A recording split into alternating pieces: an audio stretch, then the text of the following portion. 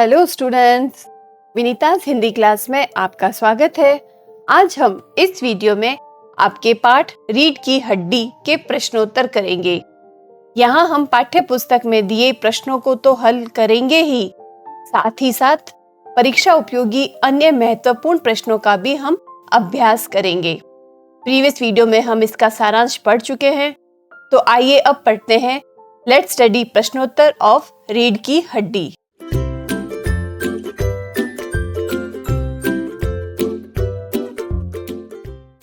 पहला प्रश्न है, राम स्वरूप और गोपाल प्रसाद बात बात पर एक हमारा जमाना था कहकर अपने समय की तुलना वर्तमान समय से करते हैं। इस प्रकार की तुलना करना कहाँ तक तर्क संगत है? इसका मतलब कहाँ तक यह उचित बात है उस जमाने की और इस जमाने की कंपैरिजन करना। तो इसका उत्तर होगा कि इस तरह की तुलना करना बिल्कुल तर्क संगत नहीं होता, क्योंकि समय के साथ समाज में, जलवायु में, खान पान में, सब में परिवर्तन होता रहता है। हर समय परिस्थितियां एक जैसी नहीं होती। हर जमाने की अपनी स्थितियां होती है। जमाना बदलता है तो कुछ कमियों के साथ साथ सुधार भी आते हैं। नेक्स्ट क्वेश्चन, राम स्वरूप की अपनी बेटी को उच्च शिक्षा दिलवाना और विवाह के लिए छिपाना, यह विरोधाभास उनकी किस विवशता को उजागर करता है? विवशता कहते हैं मजबूरी को। उनकी ऐसी कौन सी मजबूरी थी जिसकी वजह से उन्होंने बेटी को पढ़ाकर भी उसे लोगों के सामने छिपाया? तो इसका उत्तर होगा कि राम स्वरूप लड़कियों को उच्च शिक्षा दिलाने के पक्षधर है, उसके फेवर में है। उन्होंने उमा को कॉलेज की शिक्षा दिलवाकर बीए पास करवाया।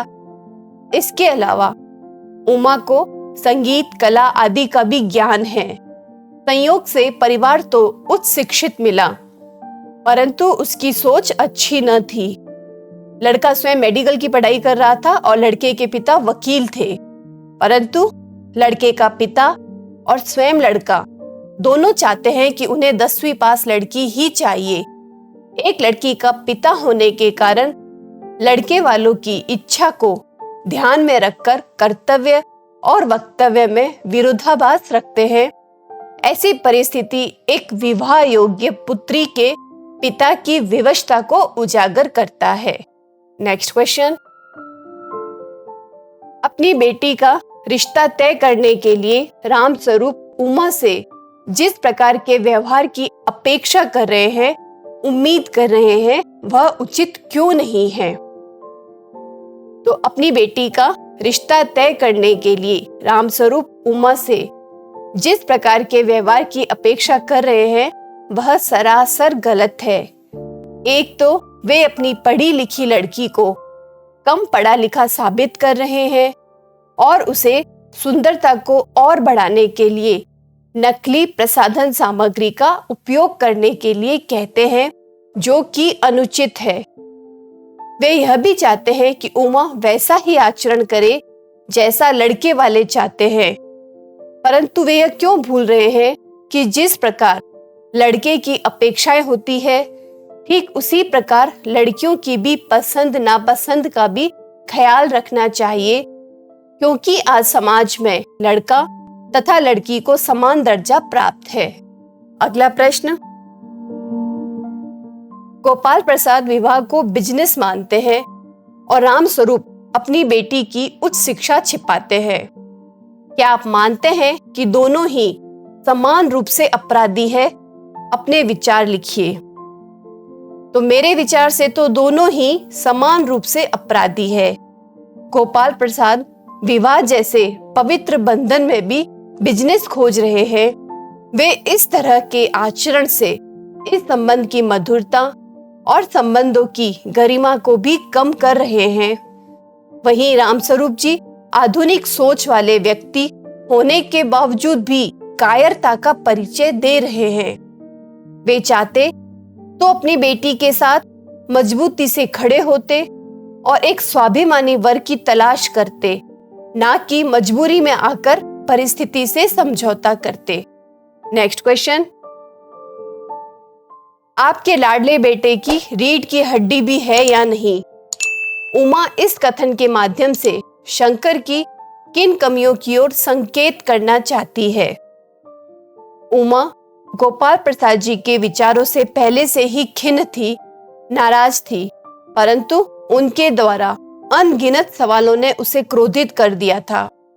आखिरकार उसने अपनी चुप्पी को तोड़कर गोपाल प्रसाद को उनके पुत्र के विषय में अवगत कराना पड़ा। शंकर एक चरित्रहीन व्यक्ति था जो हमेशा लड़कियों का पीछा करते हुए हॉस्टल तक पहुंच जाता था। इस कारण उसे शर्मिंदा भी होना पड़ा था। दूसरी तरफ उसकी पीठ की तरफ इशारा करके वह गोपाल जी को उनके लड़के के स्वास्थ्य की ओर संकेत करती है, जिसके कारण वह बीमार रहता है और सीधी तरह बैठ भी नहीं पाता है। शंकर अपने पिता पर पूरी तरह आश्रित है। उसकी रीढ़ की हड्डी नहीं है, अर्थात उसकी अपनी कोई मर्जी नहीं है। नेक्स्ट क्वेश्चन, शंकर जैसे लड़के या उमा जैसी लड़की समाज को कैसे व्यक्तित्व की जरूरत है? तर्क सहित उत्तर दीजिए। समाज में आज उमा जैसे व्यक्तित्व, स्पष्टवादिनी और उच्च चरित्र वाली लड़की की ही आवश्यकता है। ऐसी लड़कियां ही गोपाल प्रसाद जैसे दोहरी मानसिकता रखने वाले लालची और ढोंगी लोगों को सबक सिखा सकती है। ऐसी लड़कियों से ही समाज और देश प्रगति कर पाएगा, जो कि आत्मविश्वास से भरी हुई और निडर हो। इसके विपरीत शंकर जैसे लड़के समाज के लिए निरुपयोगी है, जिनका कोई उपयोग नहीं है। शंकर जैसे व्यक्ति समाज को कोई दिशा नहीं प्रदान कर सकते हैं। नेक्स्ट क्वेश्चन, रीढ़ की हड्डी शीर्षक की सार्थकता स्पष्ट कीजिए।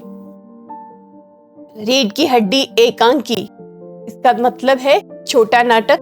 तो रीढ़ की हड्डी एकांकी का शीर्षक सार्थक, सफल और व्यंग्यात्मक है। इस नाटक की मूल समस्या है वर का व्यक्तित्वहीन होना। यदि शंकर समझदार और व्यक्तित्व संपन्न युवक होता तो गोपाल प्रसाद की इतनी हिम्मत नहीं होती कि वह दो सुशिक्षित वयस्कों के बीच में बैठकर अपनी फूहड़ बातें करे और अशिक्षा को प्रोत्साहन दे। कम पढ़ी लिखी बहू चाहना गोपाल प्रसाद की जरूरत हो सकती है, परंतु शंकर की नहीं। शंकर अपने पिता के रौब दाब के आगे चूं भी नहीं कर सकता, बल्कि उनकी हाँ में हाँ ही मिलाता है, तो वह उसकी कायरता है। उस कायरता को दिखाने के लिए उसे रीढ़ की हड्डी के बिना दिखाया गया है। एक अच्छे शीर्षक में जिज्ञासा होनी चाहिए जो पाठक को आतुर कर दे। यह शीर्षक जिज्ञासातुर करने वाला है। अगला प्रश्न, कथा वस्तु के आधार पर आप किसे एकांकी का मुख्य पात्र मानते हैं और क्यों? तो कथा वस्तु के आधार में उमा मुख्य पात्र है, क्योंकि पूरी एकांकी इसके ही इर्द गिर्द घूमती है। भले ही पाठ में उसकी उपस्थिति थोड़े समय के लिए ही है, परंतु उसके विचारों से प्रभावित हुए बिना हम नहीं रह पाते हैं। वह हमें बहुत कुछ सोचने के लिए मजबूर करती है। उसकी उपस्थिति नारी समाज को एक नई सोच और दिशा प्रदान करती है। समाज की मानसिकता पर व्यंग्य करने का जो प्रयास लेखक ने किया है, उसका माध्यम उमा ही है। अगला प्रश्न, एकांकी के आधार पर राम स्वरूप और गोपाल प्रसाद की चारित्रिक विशेषताएं बताइए। तो यहाँ इन दोनों के बारे में आपको बतलाना है। राम स्वरूप जी के बारे में बताएंगे कि आधुनिक और प्रगतिशील विचारधाराओं से संपन्न है, परंतु एक मजबूर पिता है। वे एक तरफ तो स्त्री शिक्षा के समर्थक है, परंतु बेटी के विवाह के समय यही शिक्षा वे छिपाने का प्रयास करते हैं, जिससे उनकी विवशता तथा कायरता झलकती है। और उसी तरह से गोपाल प्रसाद निहायती चालाक, बड़बोले, लालची और पढ़े लिखे होने के बावजूद स्त्री पुरुष की समानता में अविश्वास रखने वाले व्यक्ति के रूप में उभरते हैं। इसी कारणवश वे अपने मेडिकल में पढ़ने वाले बेटे का विवाह कम पढ़ी लिखी लड़की से करवाना चाहते हैं। वे विवाह जैसे पवित्र रिश्ते को भी बिजनेस मानते हैं। इससे उनका लालची स्वभाव पता चलता है। अगला प्रश्न, इस एकांकी का क्या उद्देश्य है, लिखिए। इस एकांकी का उद्देश्य समाज में औरतों की दशा को सुधारना और उनको उनके अधिकारों के प्रति जागरूक कराना है। यह एकांकी उन लोगों की तरफ अंगुली उठाती है जो समाज में स्त्रियों को जानवरों या सामान से ज्यादा कुछ नहीं समझते, जिनके लिए वह घर में सजाने से ज्यादा कुछ नहीं है। यह एकांकी औरत को उसके व्यक्तित्व की रक्षा करने का संदेश देती है और कई सीमा तक इस उद्देश्य में सफल भी होती है। नेक्स्ट क्वेश्चन, समाज में महिलाओं को उचित गरिमा दिलाने हेतु आप कौन कौन से प्रयास कर सकते हैं? इसमें आपको अपनी तरफ से इसमें बतलाना है कि आप क्या प्रयास करेंगे महिलाओं को उचित सम्मान दिलाने के लिए। तो समाज में महिलाओं को उचित गरिमा दिलाने हेतु हम निम्नलिखित प्रयास करेंगे। उनकी शिक्षा के हेतु कार्य कर सकते हैं ताकि समाज में वह सर उठाकर अपना जीवन व्यतीत कर सके। अपने समय की महान एवं विदुषी स्त्रियों का उदाहरण समाज में प्रस्तुत करना चाहिए। महिलाओं को उचित सम्मान देना चाहिए। महिलाओं को अपनी इच्छा अनुसार हर क्षेत्र में आगे बढ़ने का प्रोत्साहन देना चाहिए तथा समाज में महिला को समान भागीदारी दिलवाने के लिए प्रयत्न कर सकते हैं। लड़कियों का विवाह बिना दहेज लिए और बिना दहेज दिए हो, इस विषय पर कार्य हम कर सकते हैं। अगला प्रश्न, ये थे आपके पाठ्य पुस्तक संबंधित प्रश्न। अब हम पढ़ेंगे एक्स्ट्रा क्वेश्चंस जो कि परीक्षा की दृष्टि से आपके लिए महत्वपूर्ण है। उमा की शिक्षा के विषय में प्रेमा और रामस्वरूप के विचार किस तरह अलग थे? इनमें से किसके विचार आप उचित मानते हैं और क्यों? उमा की शिक्षा के विषय में प्रेमा और रामस्वरूप के विचार अलग अलग थे। प्रेमा चाहती थी कि उमा को 12वीं तक ही पढ़ाया जाए, जबकि रामस्वरूप उच्च शिक्षा के समर्थक थे। मुझे इनमें से रामस्वरूप के विचार अधिक उचित लगते हैं, क्योंकि शिक्षा से व्यक्ति का विकास होता है, उसमें साहस आता है, जिससे वह अपनी बात उचित ढंग से कह सकता है। शिक्षा स्त्री पुरुष के बीच समानता लाने में सहायक होती है। इसके अलावा रामस्वरूप के विचार से स्त्रियां समाज में उचित सम्मान एवं गरिमा पाने की पात्र बनती है। अगला प्रश्न, गोपाल प्रसाद ऐसा क्यों चाहते थे कि उनकी बहू ज्यादा से ज्यादा 10वीं ही पास हो? गोपाल प्रसाद स्वयं उच्च शिक्षित थे। वे वकालत के पेशे से जुड़े थे। उनका बेटा शंकर मेडिकल की पढ़ाई कर रहा था। इसके बाद भी वे चाहते थे कि उनकी बहू ज्यादा से ज्यादा 10वीं ही पास हो। उनकी ऐसी चाहत के पीछे ये सोच रही होगी कि उच्च शिक्षा प्राप्त लड़कियां अधिक जागरूक होती है। इससे वे अपने अधिकारों के प्रति सजग होती है। उनमें सोचने, समझने और निर्णय लेने की क्षमता बढ़ जाती है। ऐसी लड़कियों को बहू बनाने से उन पर अत्याचार नहीं किया जा सकता, उन्हें डराया नहीं जा सकता और अपने ऊपर हुए अत्याचार पर वह मुंह बंद भी नहीं रखती है। अगला प्रश्न, यदि उमा की स्थिति कम पढ़ी लिखी लड़कियों जैसी होती तो एकांकी का अंत किस तरह अलग होता? इसका उत्तर होगा कि एकांकी की प्रमुख नारी पात्र उमा यदि बीए पास और सुशिक्षित नहीं होती और उसकी स्थिति कम पढ़ी लिखी लड़कियों से होती तो वह सादगीपूर्ण जीवन जीने के बजाय अपनी मां के कहने पर सज धज कर गोपाल प्रसाद और शंकर के सामने आती।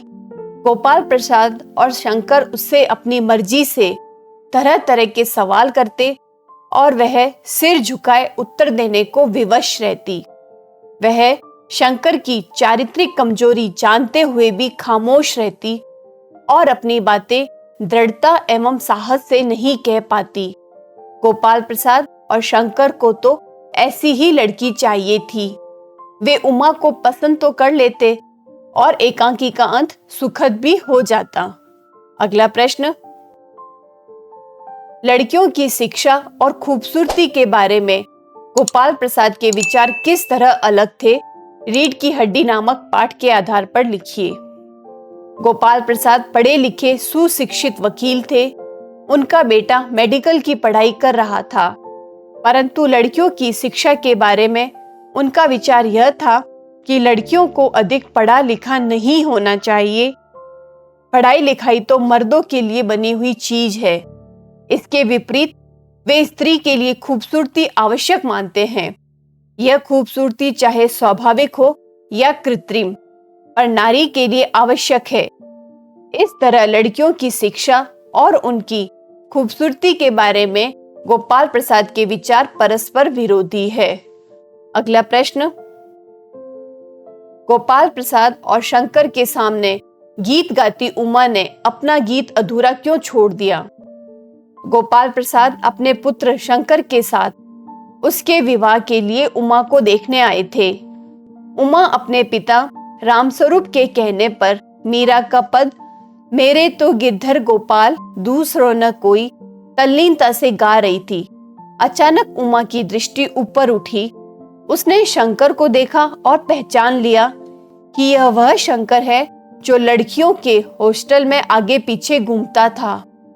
वहां नौकरानी द्वारा पकड़े जाने पर उसने नौकरानी के पैरों में पड़कर अपना मुंह छिपाकर वह भागा था। ऐसे चरित्रहीन लड़के से विवाह को उसका आत्मसम्मान रोक रहा था और उसने अपना गीत अधूरा छोड़ दिया था। अगला प्रश्न, इस एकांकी में आपको शंकर के व्यक्तित्व में कौन कौन सी कमियां नजर आई, उनका वर्णन कीजिए। शंकर उच्च शिक्षित होकर भी चाहता है कि उसकी शादी किसी ऐसी लड़की से हो जो 10वीं से अधिक पढ़ी लिखी न हो, ताकि वह शंकर की किसी उचित अनुचित बात का जवाब न दे सके और न ही विरोध कर सके, बस उसकी हाँ में हाँ मिलाती रहे। इसके अलावा शंकर में मौलिक विचारों की कमी है। वह शारीरिक और चारित्रिक रूप से दुर्बल है। वह अपने पिता की हाँ में हाँ मिलाता रह जाता है। अगला प्रश्न, रीढ़ की हड्डी नामक यह एकांकी अपने उद्देश्य में कितना सफल रही है, स्पष्ट कीजिए। रीढ़ की हड्डी नामक एकांकी के माध्यम से समाज में व्याप्त दहेज की समस्या, लड़कियों को शिक्षा से दूर रखने की साजिश, लड़की के पिता की विवशता, लड़के के पिता की दहेज लोलुपता, युवाओं में शिक्षा एवं चरित्र की मजबूती के प्रति घटती रुचि आदि समस्याओं को उभारने का प्रयास किया गया है। एकांकी की प्रमुख नारी पात्र उमा ने अपनी उच्च शिक्षा, साहस और वाक्पटुता से शंकर और उसके पिता को जवाब दिया है और शंकर की पोल खोलकर लड़कियों के लिए उच्च शिक्षा की सार्थकता को भी सिद्ध कर दिया है। उसे देखते हुए यह एकांकी अपने उद्देश्य में पूर्णतया सफल रही है। नेक्स्ट क्वेश्चन, रीढ़ की हड्डी एकांकी के आधार पर उमा की चारित्रिक विशेषताओं का उल्लेख करते हुए बताइए कि वर्तमान में इनकी कितनी उपयोगिता है। उमा की चारित्रिक विशेषताएं निम्न है। पहला पॉइंट है इसमें, बीए पास उमा सुशिक्षित तथा प्रगतिशील विचारों वाली लड़की है। उसे उच्च शिक्षा पाने पर शर्म नहीं बल्कि गर्व है। नेक्स्ट पॉइंट, उमा बनावटी सुंदरता से दूर रहने वाली और सादगी पसंद लड़की है। उमा शिक्षा के साथ ही संगीत एवं पेंटिंग्स में भी रुचि रखती है तथा उमा स्वाभिमानी है। उसे गोपाल प्रसाद द्वारा अपने बारे में तरह तरह के पूछताछ किया जाना अच्छा नहीं लगता है और वह साहसी एवं वाक्पटु भी है। वह गोपाल प्रसाद की बातों का जवाब देकर उन्हें निरुत्तर कर देती है। अगला प्रश्न, रामस्वरूप अपने घर की साज सज्जा पर विशेष ध्यान देते हुए दिखाई देते हैं। उनका ऐसा करना समाज की किस मानसिकता की ओर संकेत करता है और ऐसी प्रथाओं के पीछे क्या कारण होते होंगे? गोपाल प्रसाद अपने बेटे शंकर के साथ जब उमा को देखने आने वाले हैं, यह जानकर राम स्वरूप अपने बैठक के कमरे को सजाते हैं। वे तख्त बिछवाकर उस पर दरी और चादर बिछवाते हैं। कमरे में हारमोनियम और सितार रखवा देते हैं। उन्होंने घर की सजावट पर विशेष ध्यान दे रखा है। उनका ऐसा करना समाज की दिखावटी या अधिक बढ़ चढ़कर दिखाने की मानसिकता की ओर संकेत करता है, ताकि दूसरे लोग प्रभावित हो और उन्हें सामर्थ्यवान समझे। ऐसी प्रथाओं के पीछे आगंतुकों को प्रभावित करने की प्रवृत्ति, अपनी सुंदर अभिरुचि का प्रदर्शन और अपनी हैसियत दर्शाने की चाहत होती है। अगला प्रश्न, उमा की व्यथा आज के समय में कितनी प्रासंगिक है? इस स्थिति में सुधार लाने के लिए एक युवा होने के नाते आप क्या क्या सुझाव देना चाहेंगे? रीढ़ की हड्डी एकांकी के आलोक में लिखिए। इसका उत्तर हम इस तरह से लिखेंगे कि उमा साहसी, शिक्षित, समझदार और विवाह योग्य लड़की है। वह बीए पास, प्रगतिशील विचारों वाली लड़की है। मेडिकल की पढ़ाई कर रहा दुर्बल शरीर एवं कमजोर चरित्र वाला नवयुवक शंकर उसे देखने अपने पिता गोपाल प्रसाद के साथ आता है। गोपाल प्रसाद को 10वीं पास बहू चाहिए।